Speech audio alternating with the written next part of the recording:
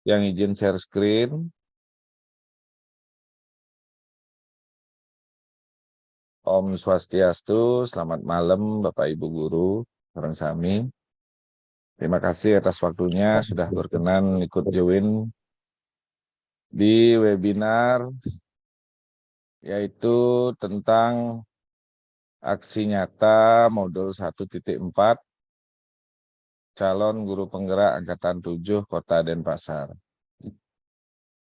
Untuk itu sebelum mulai, perkenalkan nama Tiang Gede Setiawan, Tiang dari CGP Angkatan 7 Kota Denpasar, SD Negeri 2 Padang Sambian, yang pada malam ini akan sedikit mendesiminasikan tentang budaya positif yang perlu kita terapkan di sekolah.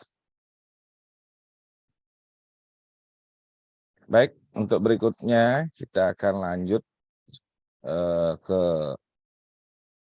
menyanyikan lagu Indonesia Raya, jadi untuk lebih menyemangatkan malam webinar kita.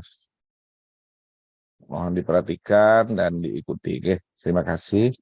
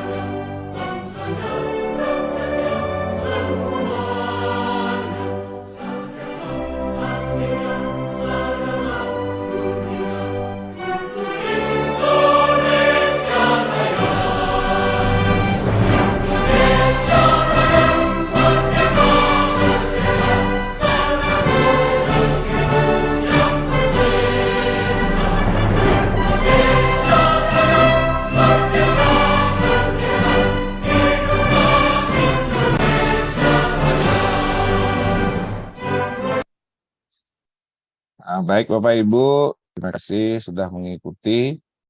Dan demikian tadi tentang lagu Indonesia Raya. Nah, untuk berikutnya akan Tiang lanjutkan dengan doa. Jadi sebelum mulai ada baiknya kita berdoa terlebih dahulu. Ya, semoga kita diberikan kelancaran, keselamatan di dalam mengikuti webinar malam ini. Untuk itu berdoa sesuai dengan agama dan kepercayaan yang kita yakini, dimulai.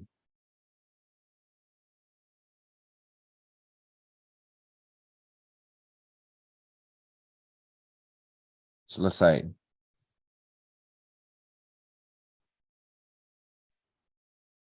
Nah, baik Bapak Ibu, sebelum kita mulai ada baiknya Bapak Ibu akan Tiang ajak ikut untuk ice breaking. Ya. Mohon diperhatikan untuk ice breakingnya. Katakan gitu. Jadi nanti apa yang saya katakan teman-teman ikuti gitu ya, diulang balik ya. Games ini perlu tingkat fokus yang sangat luar biasa. Jadi kalian harus fokus. Siap ya? Kita tes dari sekarang. Ayam itik itik ayam itik itik. Ayam itik itik ayam itik itik. Ayam itik itik ayam itik itik itik. Ayam itik itik ayam itik itik itik. Berapakah jumlah ayam? 3, 4, Salah. 6, 2, Salah. 5, 6. Salah. Ayam Salah. ayam itik itik. 6. 6. Salah. Ayam itik. Jadi rumusnya adalah ikuti apa yang saya katakan. Oke? Fokus lagi. Ayam itik itik ayam. Ayam itik itik ayam. Berapakah jumlah itik? 3. Salah. Ih, 3. Betul. Ayam itik itik. Ayam itik itik. Ayam itiknya mana? Jadi rumusnya adalah katakan apa yang saya katakan. Oke? Siap ya? Itik ayam itik itik ayam. Itik ayam, itik ayam, itik ayam. Ayam. Ayam tambahnya jadi Oke. Tambahin bener. Ayam itik itik ayam. ayam, itik ayam. Berapakah jumlah ayam? Salah. Salah. Jadi yang benar itu berapakah jumlah ayam? Kalian harus sebut berapakah jumlah ayam.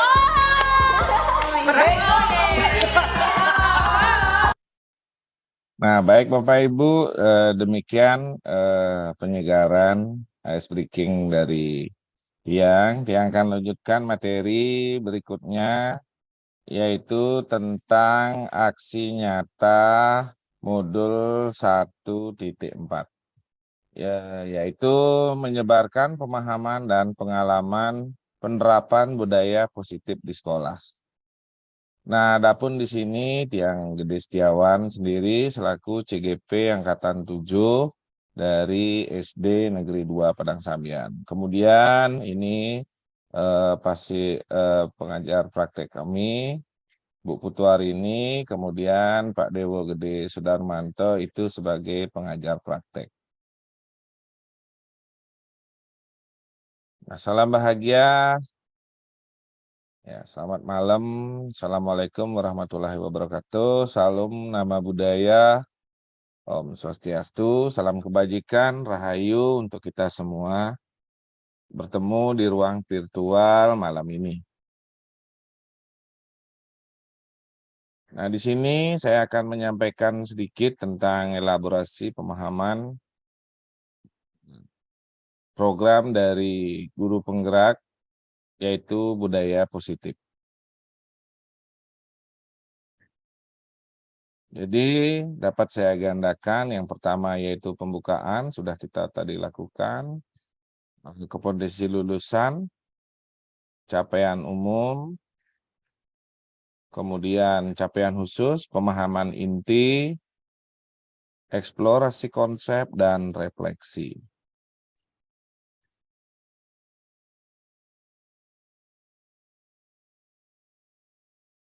Nah, untuk kompetensi lulusan,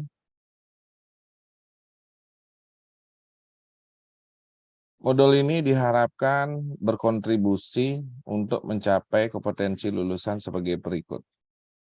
Yang pertama yaitu guru penggerak memahami pentingnya mengetahui kebutuhan belajar dan lingkungan yang memfasilitasi seluruh individu di sekolah agar dapat meningkatkan kompetensinya secara aman dan nyaman. Kemudian yang kedua, guru penggerak mampu menggerakkan komunitas sekolah untuk bersama-sama mengembangkan dan mewujudkan visi sekolah yang berpihak pada murid atau siswa dan berlandaskan nilai-nilai kebajikan universal. Jadi sebelum mulai kita nanti akan tentukan bagaimana visi misi sekolah. Yang sudah tentunya akan pihak guru akan bersikap kepada siswa atau murid, ya, dan berlandaskan nilai-nilai kebajikan yang universal. Kemudian capaian umum dari modul 1.4 ini adalah yang pertama, memahami konsep pendidikan menurut Ki Hajar Dewantara yang dihubungkan dengan konsep budaya dan lingkungan positif di sekolah yang berpihak kepada murid atau siswa. Kemudian yang kedua, melakukan evaluasi dan refleksi tentang praktik disiplin dalam pendidikan Indonesia secara umum untuk mendapatkan pemahaman baru mengenai konsep disiplin positif untuk menciptakan murid dengan profil pelajar Pancasila. Mungkin Bapak Ibu yang sudah menerapkan di sekolah tentang profil pelajar Pancasila ya. Kemudian yang ketiga, memahami peran sebagai guru untuk membangun budaya positif dengan menerapkan konsep disiplin positif dalam berinteraksi dengan murid atau siswa. Nah, untuk capaian khususnya, jadi di sini saya selaku CGP mendemonstrasikan pemahaman mengenai konsep budaya positif yang di dalamnya terdapat konsep perubahan paradigma stimulus respon dan teori kontrol. Jadi 3 teori motivasi perilaku manusia, motivasi internal dan eksternal, keyakinan kelas, hukuman, dan penghargaan, 5 kebutuhan dasar manusia, 5 posisi kontrol, dan segitiga restitusi. Yang kedua, menerapkan strategi disiplin positif yang memerdekakan murid untuk menciptakan sekolah aman dan berpihak kepada anak. Jadi kita sebagai guru di sini diminta untuk mengembangkan budaya positif, mengembangkan potensi-potensi anak. Ya, istilahnya di sini kita selaku guru menuntun siswa. Begitu Bapak Ibu guru. Kemudian yang ketiga, menyusun langkah-langkah dan strategis aksi nyata yang efektif dalam mewujudkan kolaborasi dengan seluruh pemangku kepentingan sekolah agar tercipta budaya positif yang mengembangkan karakter murid. Jadi strategi aksi nyata sebenarnya Bapak Ibu guru sudah lakukan, baik dari mulai pembiasaan diri setiap pagi melakukan berbaris,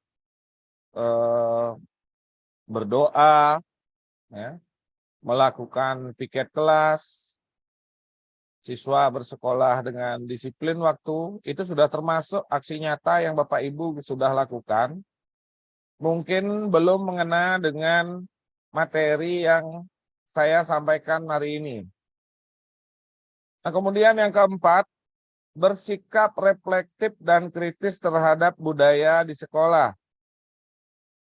dan senantiasa mengembangkannya sesuai kebutuhan sosial dan emosional siswa. Jadi bersikap reflektif dan kritis. Kita harus kritis di sini di dalam mengembangkan potensi siswa, di dalam membelajarkan mereka dan mendampingi mereka serta memfasilitasi sesuai dengan kebutuhan serta emosional murid itu sendiri. Nah, di sini ada pertanyaan pemantik.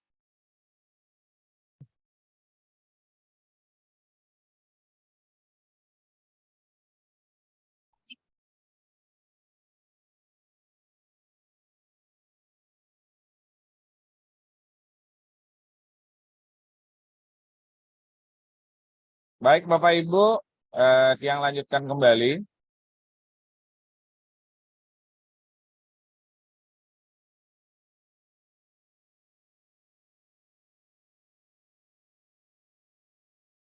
Tadi pertanyaan pemantik yang sudah kita lakukan, ya, di sini antara setuju atau tidak.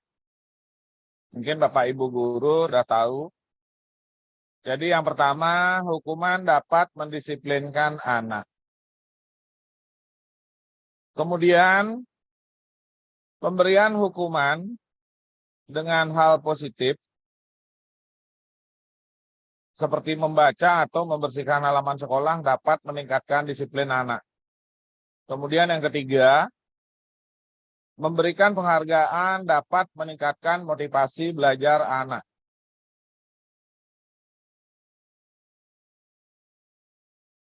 Jadi topik dalam eksplorasi konsep ini itu adalah disiplin positif dan nilai-nilai kebajikan universal.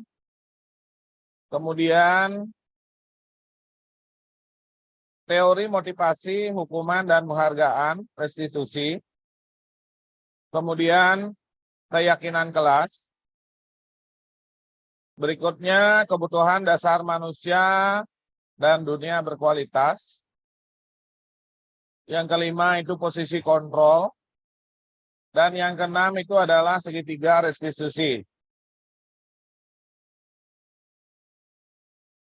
Jadi di sini di eksplorasi konsep kita akan menerapkan pembelajaran abad 21 ya, tentang disiplin positif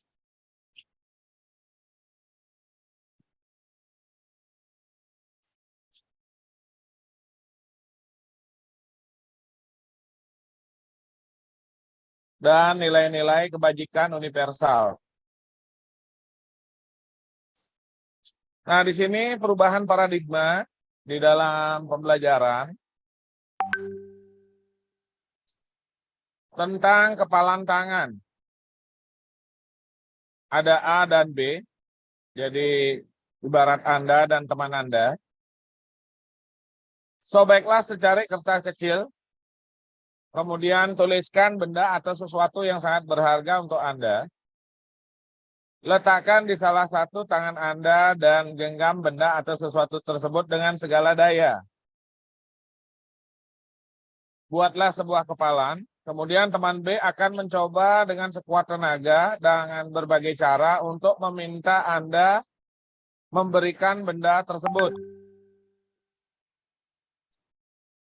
Agar bisa membujuk, mengancam, menghargai, merayu, menyuap, apa saja agar dapat membuka kepalan tangan Anda. Nah, kira-kira apa yang terjadi?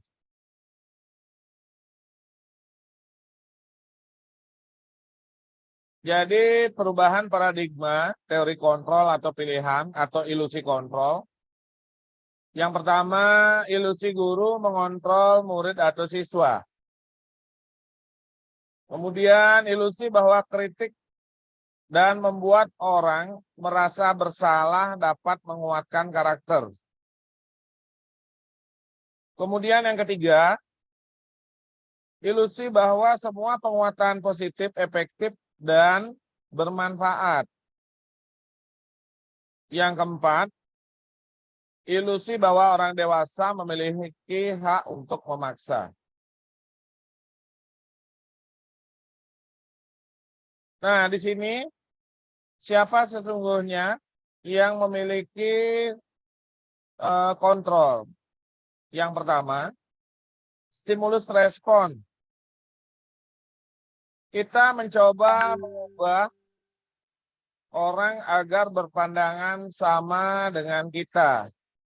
Jadi pilihannya kita berusaha memahami pandangan orang lain tentang dunia. Kemudian yang kedua, perilaku buruk dilihat sebagai suatu kesalahan. Jadi teori kontrolnya itu semua perilaku itu memiliki tujuan tertentu. Nah, kemudian di dalam nomor 3, di dalam stimulus orang lain bisa mengontrol saya. Jadi, teorinya adalah hanya Anda yang bisa mengontrol diri Anda sendiri. Kemudian yang keempat, saya bisa mengontrol orang lain. Itu stimulus responnya. Kemudian untuk teori kontrolnya, itu Anda tidak bisa mengontrol orang lain. Yang kelima, pemaksaan ada pada saat bujukan gagal. Jadi teori kontrolnya adalah kolaborasi dan konsensus menciptakan pilihan-pilihan baru. Kemudian yang keenam, itu model berpikir menang atau kalah. Jadi teori kontrolnya adalah berpikir menang dan menang. Itu ya, Bapak Ibu Guru. Yang lanjut. Nah, disiplin positif. Ya, jadi dari ini di teori kontrol dari Dr. William Glasser. Jadi Dr. William Glasser menciptakan disiplin positif.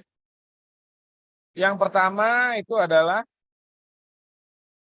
Anda tidak bisa mengontrol orang lain. Hanya Anda yang bisa mengontrol diri Anda. Jadi makna disiplin di sini adalah belajar kontrol diri dengan menggali potensi kita sendiri agar tercapai tujuan yang mulia, yaitu sesuatu menjadi seorang yang kita inginkan berdasarkan nilai-nilai yang kita hargai. Nah, kemudian berikutnya semua perilaku itu memiliki tujuan tertentu. Hal itu mengacu kepada teori motivasi. Jadi yang pertama itu adalah untuk menghindari hukuman. Yang kedua mendapatkan imbalan. Ya. Kemudian yang ketiga untuk menghargai diri sendiri. Dan berikutnya nilai-nilai kebajikan universal yaitu keyakinan kelas. Nah, hal ini sangat mengacu kepada motivasi intrinsik. Nah, begitu Bapak Ibu ya. Kemudian yang lanjut yang berikutnya yaitu model berpikir menang dan menang. Yang kedua, kolaborasi dan konsensus menciptakan pilihan-pilihan baru. Nah, di sini terkait dengan 5 posisi kontrol. Yang pertama yaitu sebagai penghukum. Kemudian pembuat rasa bersalah. Mungkin ini sering Bapak Ibu Guru lakukan di sekolah ya. Jadi menghukum siswa, membuat dia itu merasa bersalah. Kemudian yang ketiga sebagai teman. Jadi tidak ada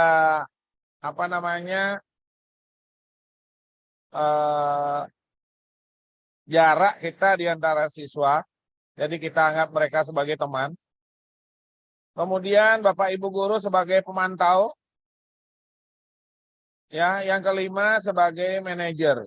Jadi manajer menguasai semua kontrol. Ya. Jadi dari 5 posisi kontrol tersebut kita kaitkan dengan ke segitiga restitusi. Adapun bagian-bagiannya yang pertama yaitu menstabilkan identitas, ya. Kemudian memvalidasi kebutuhan dan menanyakan keyakinan. Nah, berikutnya realita atau kebutuhan kita berbeda. Kita berusaha memahami pandangan orang lain tentang dunia. Jadi setiap orang memiliki gambaran yang berbeda-beda. Tentunya itu akan terkait dengan 5 kebutuhan dasar manusia. Jadi yang pertama adalah bertahan hidup. kemudian penguasaan, terus yang ketiga kasih sayang dan rasa diterima, kemudian yang keempat kesenangan, dan terakhir itu adalah kebebasan. Jadi setiap manusia inilah kebutuhan dasar mereka sebenarnya. Akan tetapi kita kembali ke realita. Jadi realita itu adalah kebutuhan kita yang berbeda-beda ya. Kemudian yang lanjut Bapak Ibu.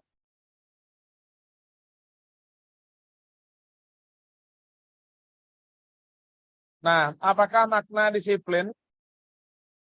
Jadi disiplin itu berasal dari bahasa Latin yang artinya adalah belajar.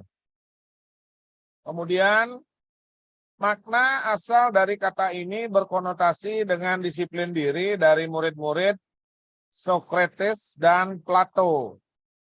Ya. Disiplin diri membuat orang menggali potensinya menuju sebuah tujuan dengan apa yang dia hargai. Namun dalam budaya kita, makna kata disiplin telah berubah menjadi suatu yang dilakukan seorang pada orang lain untuk mendapatkan kepatuhan. Karena cenderung umum adalah menghubungkan kata disiplin dengan ketidaknyamanan, bukan dengan apa yang kita hargai atau pencapaian suatu tujuan yang mulia. Jadi disiplin itu kadang-kadang orang itu berpikir dengan tidak nyaman ya. Jadi untuk memperoleh suatu tujuan yang mulia. Nah, yang lanjut. Nah, untuk nilai-nilai kebajikan universal. Nilai-nilai kebajikan itu adalah sifat-sifat positif manusia yang merupakan tujuan mulia yang ingin dicapai setiap individu. Nilai-nilai tersebut bersifat universal, jadi lintas bahasa, suku bangsa, agama, maupun latar belakang. Dengan mengaitkan nilai-nilai kebajikan yang diyakini seseorang, maka motivasi intrinsiknya akan terbangun. Sehingga mampu menggerakkan motivasi dalam diri, dapat mencapai tujuan yang mulia, yang diinginkan. Ya. Jadi itu menurut Diana Gossen pada tahun 1998. Kemudian nilai-nilai kebajikan yang ingin kita capai oleh setiap anak Indonesia, kita kenal dengan profil pelajar Pancasila. Yang pertama yaitu beriman, bertakwa kepada Tuhan Yang Maha Esa, dan berakhlak mulia.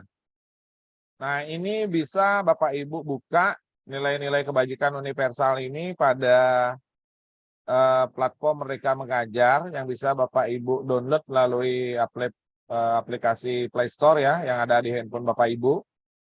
Kemudian di sana ada mandiri, bernalar kritis, ya. Kemudian berkebinekaan global, bergotong royong serta kreatif. Nah, seperti itu Bapak Ibu. Yang lanjutkan. Nah, untuk berikutnya tentang eksplorasi konsep. Yaitu tentang teori motivasi, hukuman, dan penghargaan serta restitusi.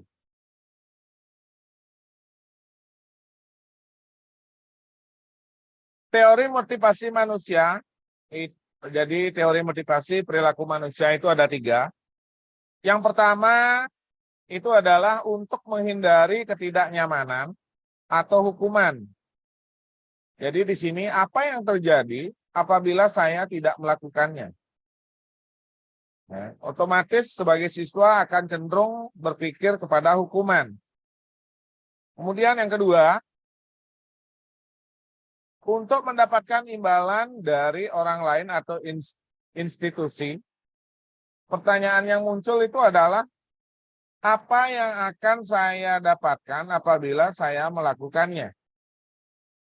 Jadi seorang siswa jika sudah rajin dan disiplin, belajar dengan tekun, kreatif, serta inovatif, itu akan mengharapkan sesuatu. Jadi apa yang akan dihasilkan dari apa yang dia lakukan secara disiplin dan inovatif serta kreatif.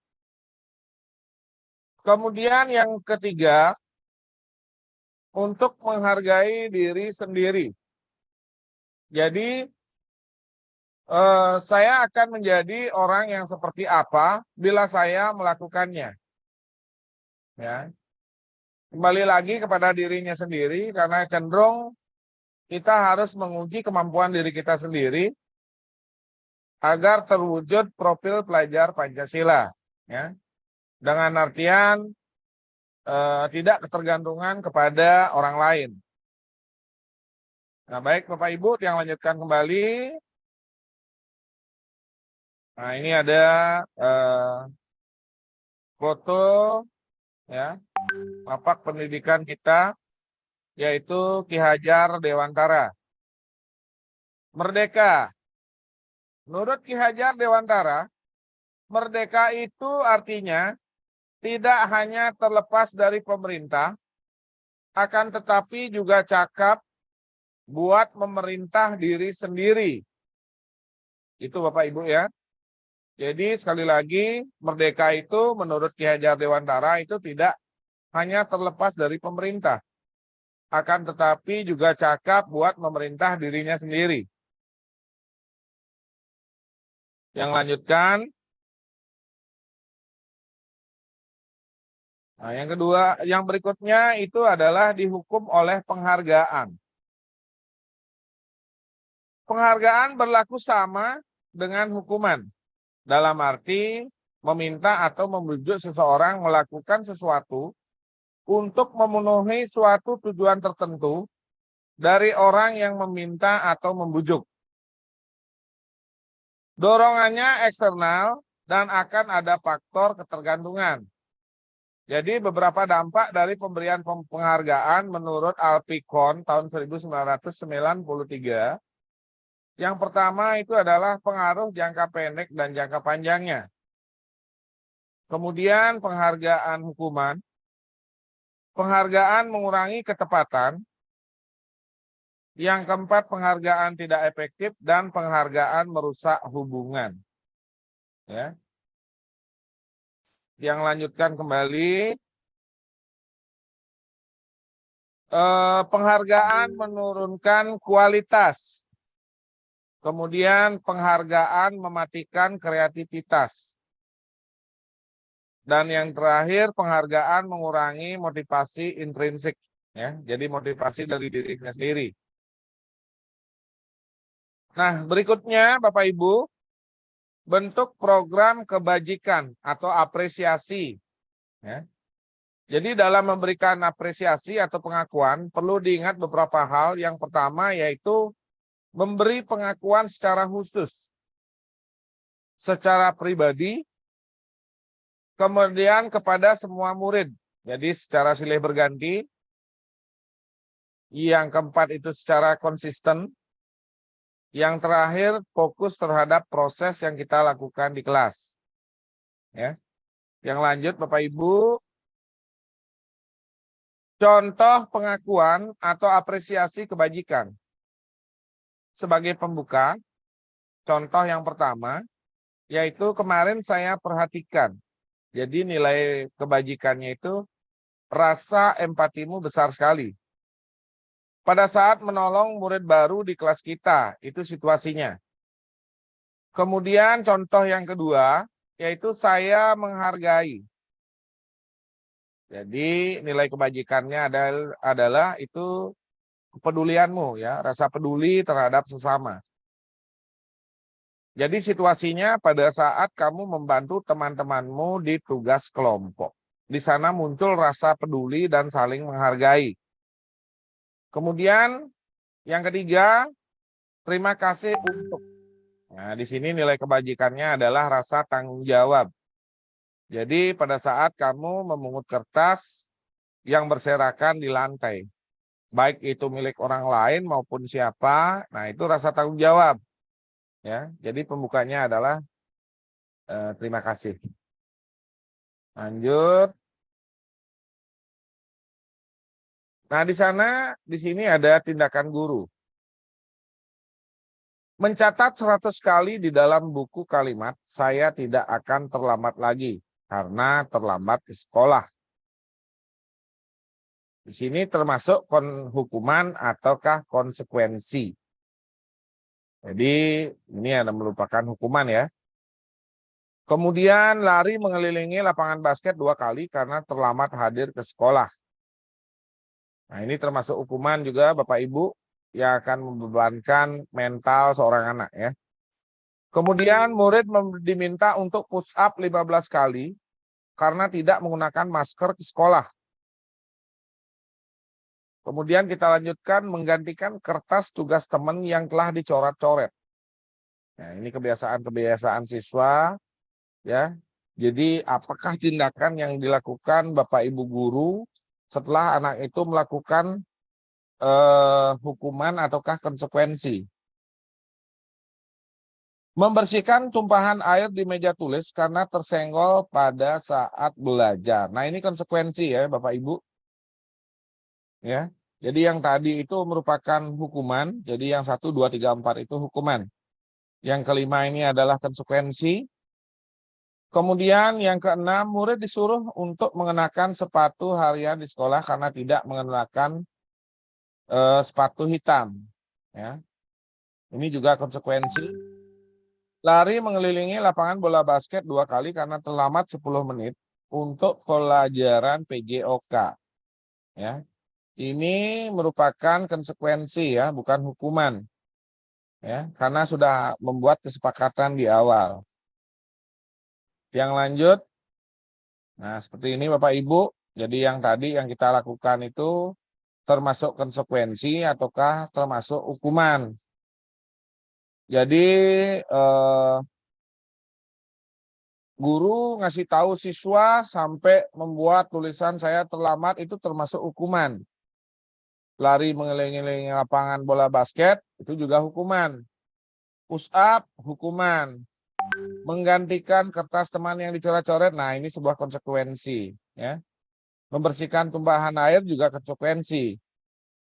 Mengenakan sepatu harian ini adalah hukuman, lari mengelilingi lapangan ini adalah konsekuensi ya yang sudah disepakati. Antara kehukuman dan konsekuensi, di sini salah satunya yang pertama, sesuatu yang menyakitkan harus terjadi. Jadi konsekuensinya adalah sesuatu itu harus terjadi. Membuat anak sakit fisik maupun hati untuk jangka waktu yang lama. Jadi kita rubah di sini membuat anak merasa tidak nyaman dalam jangka waktu jangka pendek. Jadi konsekuensi kita pergunakan. Jadi tidak lagi mempergunakan hukuman. Anak membenci kedisiplinan. Ya, jadi anak menghargai kedisiplinan. Bagaimana cara kita merubah ya dari hukuman itu menjadi sebuah kesepakatan atau konsekuensi ya. Biar anak itu tidak merasa sakit fisiknya dalam jangka waktu yang panjang. Kemudian konsep diri yang buruk. Jadi konsep diri yang baik. Anak belajar untuk menyembunyikan kesalahan. Jadi konsekuensinya kita rubah menjadi anak belajar untuk mematuhi peraturan. Ya. Jadi bagaimana teknik atau cara kita sebagai seorang pendidik di dalam menuntun siswa, ya, menggantikan sebuah hukuman itu menjadi sebuah konsekuensi. Jadi anak itu di dalam mentalnya tidak akan merasa terbebani. Begitu ya Bapak Ibu. Nah, di sini perbedaan hukuman dan konsekuensi ya, seperti yang Tiang bilang barusan. Yang lanjut. Nah, untuk restitusi, Pak Ibu, ya. Restitusi itu adalah proses menciptakan kondisi bagi murid untuk memperbaiki kesalahan mereka sehingga mereka bisa kembali pada kelompok mereka dengan karakter yang lebih kuat. Restitusi juga merupakan proses kolaboratif ya. Jadi proses kolaborasi, jadi bersama, berkelompok yang mengajarkan murid untuk mencari solusi untuk masalah mereka sendiri. Jadi bagaimana kita sebagai seorang guru ya. Jadi setiap kesalahan siswa yang dilakukan, kita tidak memberi hukuman. Jadi bagaimana cara kita untuk mengarahkan mereka memberikan sebuah konsekuensi ya, jangan hukuman. Salah satu contoh, dia menumpahkan air di meja belajar. Konsekuensinya dia harus mengelapkan air itu supaya tidak basah.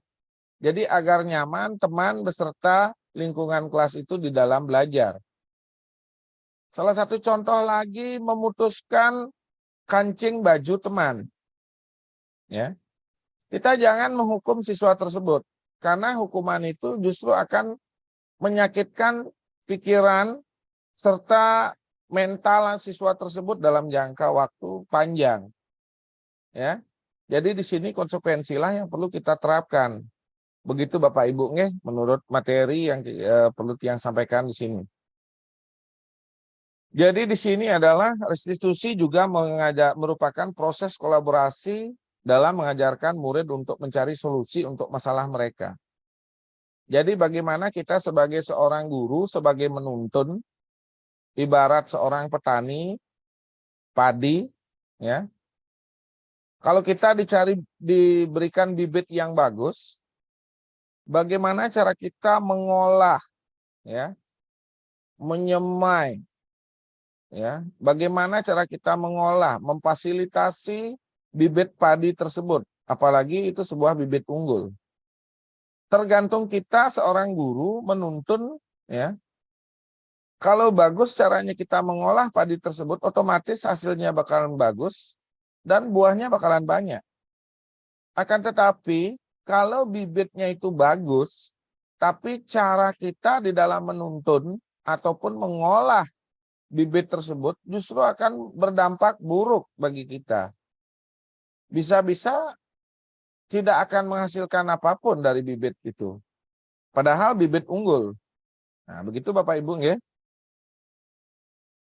Nah, kemudian di sini membantu murid berpikir tentang orang seperti apa yang mereka ingin menjadi tujuan mulia atau bagaimana mereka harus memperlakukan orang lain. Itu Bapak Ibu nggih.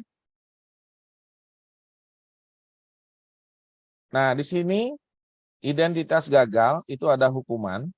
Kemudian identitas sukses disiplin. Yang pertama itu ada konsekuensi. Yang kedua itu ada restitusi. Nah, untuk yang pertama, sesuatu yang menyakitkan harus terjadi. Jadi konsekuensinya ya memang harus terjadi. Dan restitusinya itu merupakan restitusi pilihan. Kemudian yang kedua, tidak nyaman untuk murid atau siswa untuk jangka waktu yang panjang. Jadi hukuman itu tidak nyaman, Bapak Ibu nggih.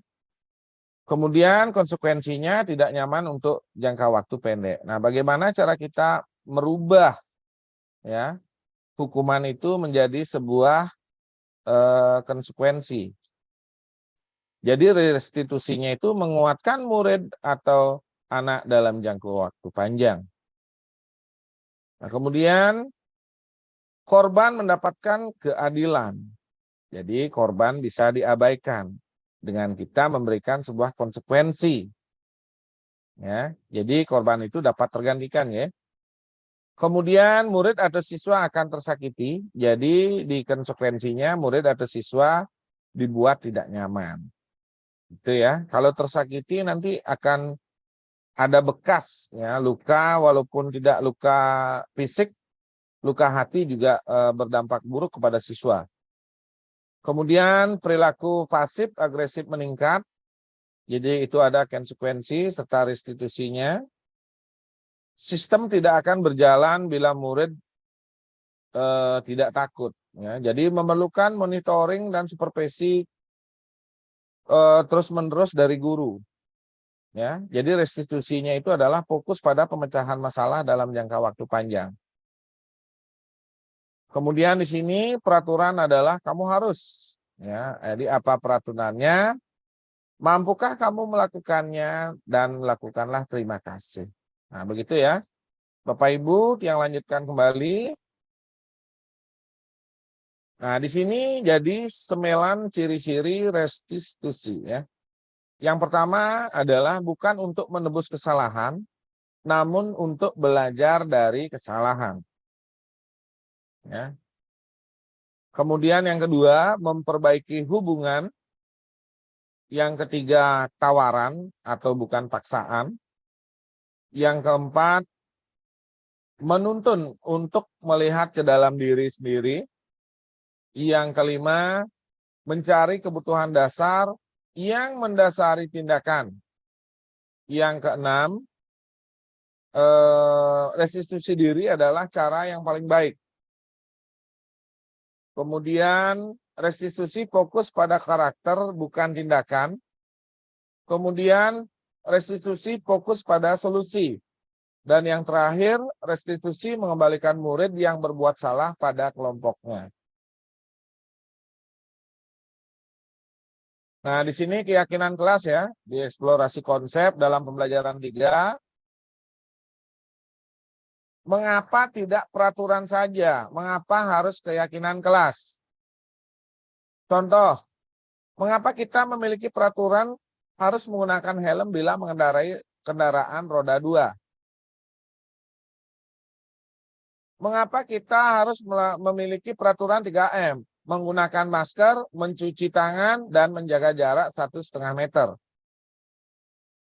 Kemudian yang ketiga, mengapa kita memiliki peraturan harus datang tepat waktu pada saat mengikuti pelatihan? Jadi untuk mendukung motivasi intrinsik kembali ke nilai-nilai keyakinan-keyakinan, lebih menggerakkan seseorang dibandingkan mengikuti serangkaian peraturan-peraturan. Nah, budaya positif ini akan muncul dari lingkungan yang positif, kemudian keyakinan kelas, dan peraturan yang ada di kelas. Ya. Jadi dari sinilah kita akan memunculkan dari peraturan kelas dulu, kemudian kita buat keyakinan kelas, jadi akan muncul lingkungan positif, dan akan menjadikan sebuah budaya positif. Gitu Bapak Ibu ya.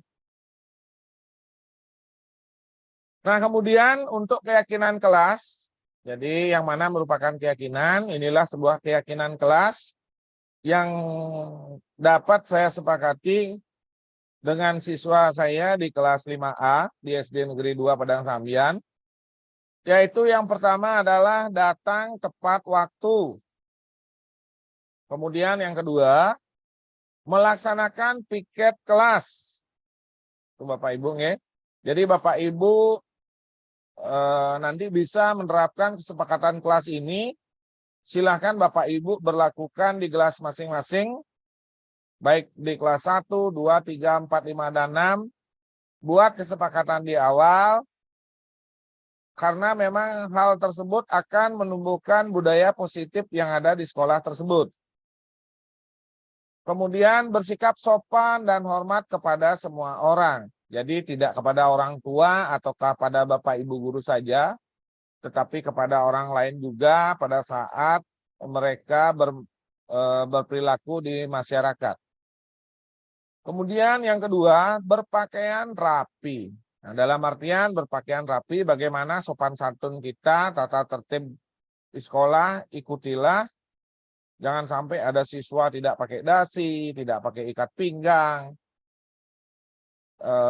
tidak sisiran, tidak kepang rambut, segala macamnya, rambutnya merah, ada yang style kayak sekarang, itu sebenarnya tidak boleh. Makanya kita buat kesepakatan di awal.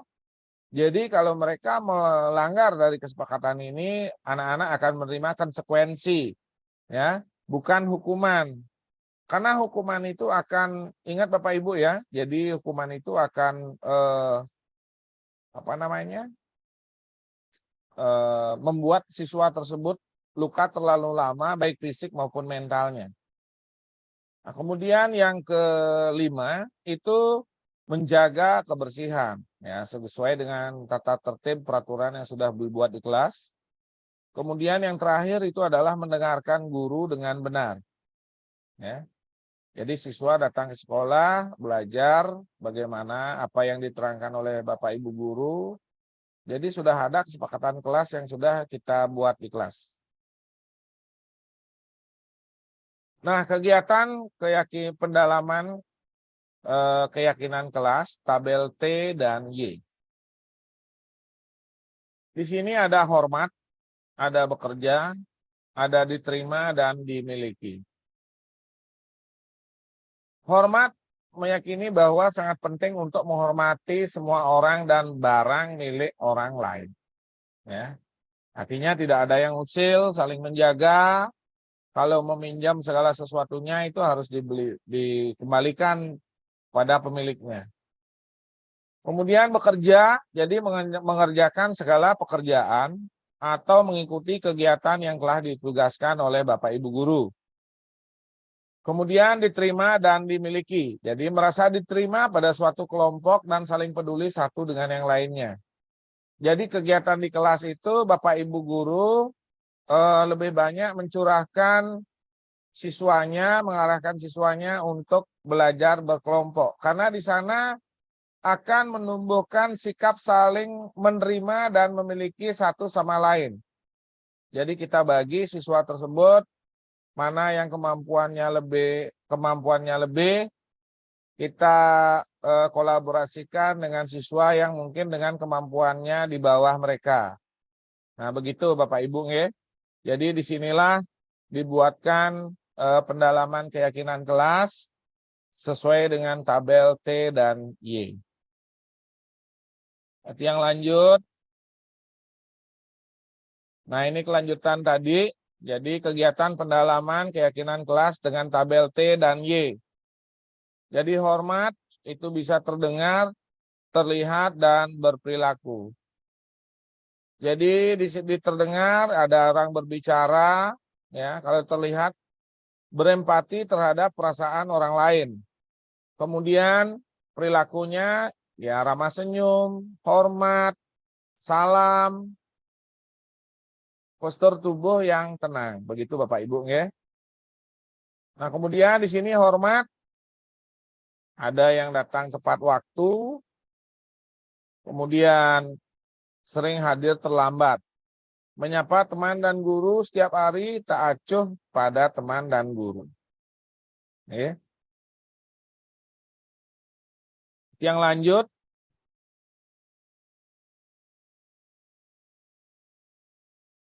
nah untuk peraturan dan keyakinan kelas, di sini peraturannya selalu kembalikan buku kepada tempatnya. Ya, dilarang mengganggu orang lain. Hadir di sekolah 15 menit sebelum pembelajaran dimulai. Dilarang melakukan kekerasan, dilarang menggunakan narkoba, bergantian atau menunggu giliran, menggunakan masker, dan jangan berlarian di kelas atau di koridor. Nah, seperti inilah ya keyakinan kelasnya. Selalu mengembalikan buku pada tempatnya. Jadi,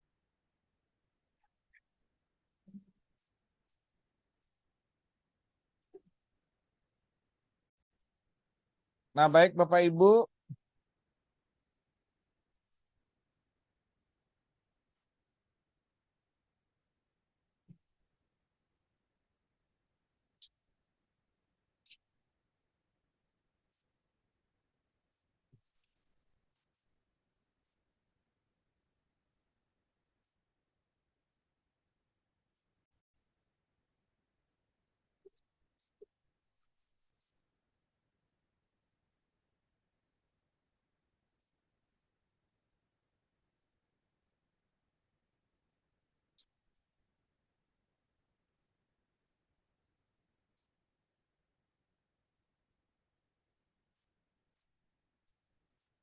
yang lanjutkan lagi sedikit. Ini tentang peraturan dan keyakinan kelas, itu sudah. Jadi kebutuhan dasar manusia, itu yang pertama ada kasih sayang, rasa diterima, penguasaan, kesenangan, dan kebebasan. Kemudian 5 posisi kontrol. Nah, di sini sudah ada. Jadi motivasi, kemudian identitas gagal, identitas berhasil dan sukses. Jadi itu kontrol dari luar. Kemudian identitas berhasil dari kontrol diri. Jadi yang pertama 5 posisi kontrol itu ada penghukum. Sudah ada beberapa contohnya Diki. Kemudian pembuat rasa bersalah. Kemudian teman, pemantau, dan manajer. Nah, tugas-tugas, jadi ada pertanyaan, kemudian beberapa pertanyaan di sini, kemudian siapa yang mengatakan, ya, ada contohnya saya kecewa sekali dengan kamu, itu pembuat orang merasa bersalah, ya. Jadi di sini kamu tidak pernah benar melakukannya, itu penghukum ya, Bapak Ibu, ada pemantau, ada manajer dan penghukum ya. Yang lanjutkan. Nah, bergerak antara. Jadi pemberaturan pemantau, jadi konsekuensi atau hadiah, kemudian nilai-nilai serta manajer dan memperbaikinya. Nah, untuk segitiga restitusi, nah seperti ini bentuknya Bapak Ibu ya. Jadi di sini ada validasi kebutuhan, menanyakan keyakinan, serta menstabilkan identitas. Salah satu contohnya kamu tentu punya dari validasi kebutuhan. Kamu tentu punya alasan mengapa melakukan hal tersebut. Jadi, keyakinannya di sini adalah nilai-nilai apa yang kita sepakati. Jadi, menstabilkan identitas, setiap orang pasti pernah melakukan kesalahan. Nah, itu salah satu contohnya Bapak Ibu nggih. Nah, ini menstabilkan identitas yang kita lakukan. Jadi, guru berkata salah satunya adalah berbuat salah itu adalah hal yang manusiawi. Ya, jadi seperti itulah.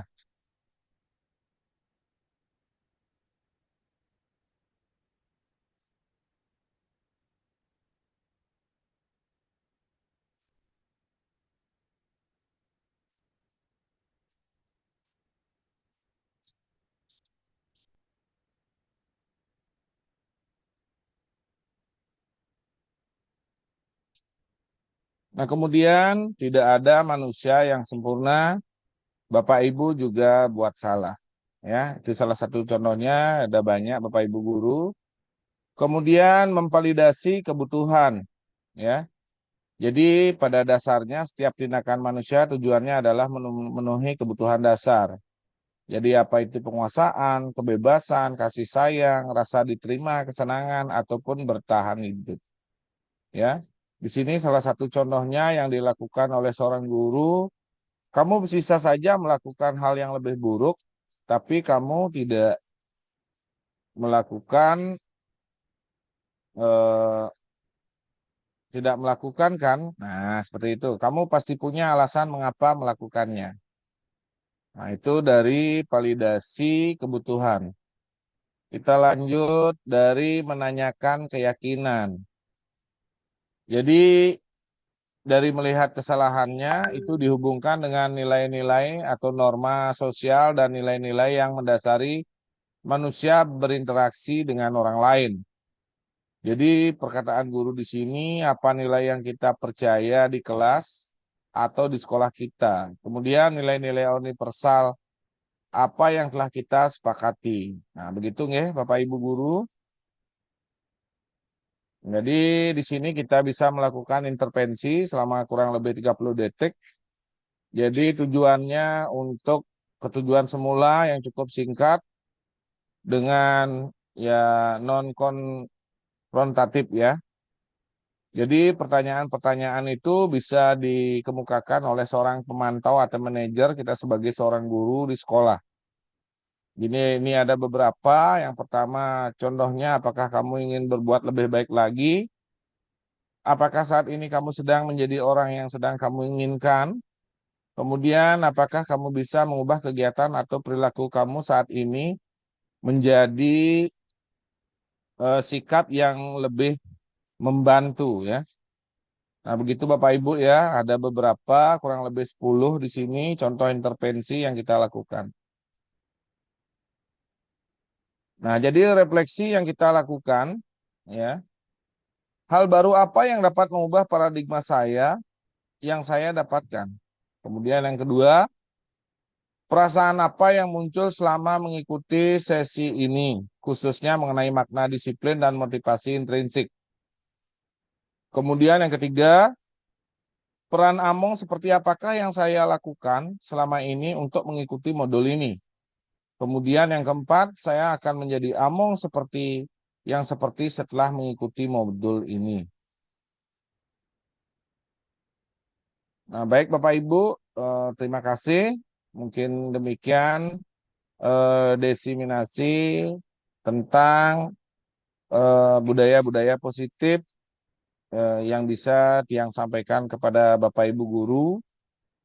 Semoga hal-hal yang saya sampaikan berguna dan terus-menerus akan diefektifkan di sekolah guna menunjang pembelajaran yang mengikuti revolusi industri 4.0 seperti saat sekarang ini.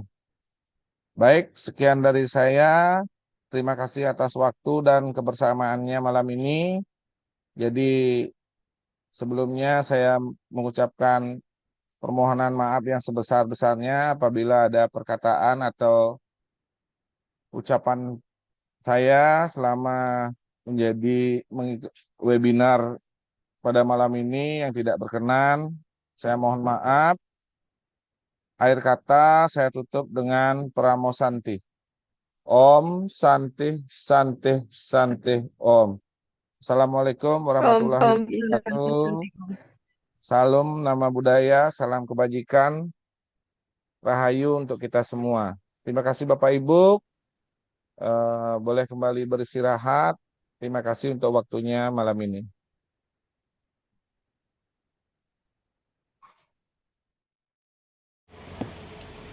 Om Swastiastu. Terima kasih. Hari ini puji syukur kepada Tuhan Yang Maha Esa karena berkat beliau hari ini kita masih dalam keadaan sehat walafiat. Perkenalkan, nama saya Iwayan Mustike, Kepala Sekolah SD Negeri 2 Padang Sambian. Pada kesempatan ini kami atas nama pribadi dan atas nama pimpinan mengucapkan banyak-banyak terima kasih kepada utamanya Bapak Ibu Guru yang sudah sangat memberikan apresiasi dalam peningkatan profesional guru tentang etos kerja yang tinggi khususnya di SD Negeri 2 Padang Sambian. Terutama kepada salah seorang guru kami atas nama Bapak Igede Setiawan SPD yang salah satu menjadi guru penggerak angkatan ke-7 di Kota Denpasar. Guru penggerak yang pada notabene adalah bergerak, tergerak dan menggerakkan sehingga bisa menjadi motivasi kepada guru-guru yang lain di dalam melakukan tugas-tugas keseharian selaku guru. Apapun yang telah dilakukan oleh salah satu guru kami dan telah memberikan desiminasi pengimbasan dan mudah-mudahan bisa memotivasi kepada guru-guru yang lain dalam usaha untuk memberikan peningkatan mutu pendidikan khususnya di SD Negeri 2 Padang Sambian. Mudah-mudahan hasil daripada aksi nyata yang dilakukan oleh Bapak Gede Setiawan selaku guru penggerak angkatan ke-7 bisa bersifat permanen dan berlangsung secara terus-menerus berkesinambungan sehingga dalam upaya peningkatan mutu pendidikan dan peningkatan prestasi anak didik menjadi hal tujuan kami. Begitu ya juga kepada guru-guru yang lain. Tidak henti-hentinya untuk mengisi diri, tidak henti-hentinya untuk belajar dalam usaha peningkatkan diri. Mengingat kita harus berubah sesuai dengan situasi tuntutan kita sekarang. Kami atas nama pribadi dan atas nama pimpinan SD Negeri 2 mengucapkan terima kasih yang sebesar-besarnya sekali lagi kepada Bapak Ibu guru yang selalu menunjung tinggi profesionalisme, menjunjung tinggi etos kerja, dan begitu juga kepada khususnya Bapak Gede Setiawan, tingkatkan terus, kembangkan terus apa yang menjadi hal yang harus dikembangkan khususnya di guru penggerak demi peningkatan kita bersama. Sekian yang bisa kami sampaikan. Atas segala waktu kami ucapkan terima kasih yang tutup dengan Prama Santi. Om Santi Santi Santi Om Suksemo. Om Swastiastu. Selamat pagi, saya rekan dari Bapak Gede Setiawan di SD Negeri 2 Padang Sambian, tempat di mana Bapak I Gede Setiawan mengajar. Menurut saya, apa yang telah dipaparkan oleh Pak Gede tentang budaya positif sangat bagus untuk diterapkan di sekolah ini, terutama disiplin positif untuk siswa. Karena mereka itu disiplin secara intrinsik, bukan ekstrinsik, bukan karena dalam dirinya. Nah, di sini juga kita sebagai guru bisa memposisikan diri kita kepada siswa, apakah kita sebagai pemberi hukuman, atau kita sebagai pemantau, atau kita sebagai manajer. Kemudian, bagaimana cara kita untuk menanamkan disiplin intrinsik dalam diri siswa dan juga dalam diri kita sendiri. Semoga dari adanya diseminasi ini bisa kita terapkan bersama-sama di lingkungan sekolah kita ini untuk membentuk siswa yang berkarakter sesuai dengan harapan kita.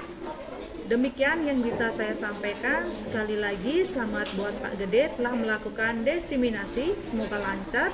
Akhir kata saya tutup dengan para mesanti. Om Santi Santi Santi. Om Swastiastu. Perkenalkan, nama saya Mang Bagus, saya siswa kelas 5A. Wali kelas saya adalah Bapak Gede Setiawan. Kami bersama-sama membuat kesepakatan kelas. Dengan adanya kesepakatan kelas, kami belajar nilai-nilai positif dan kami akan mematuhi kesepakatan kelas agar kami menjadi siswa yang lebih baik lagi. Om Santi Santi Santi Om. Om Swastiastu. Perkenalkan, nama saya Cherry, siswa kelas 5A. Wali kelas saya Bapak Gede Setiawan. Kami bersama-sama membuat kesepakatan kelas. Dengan adanya kesepakatan kelas, kami belajar nilai-nilai positif yang membangun kami menjadi peserta didik yang lebih baik. Om Santi Santi Santi Om.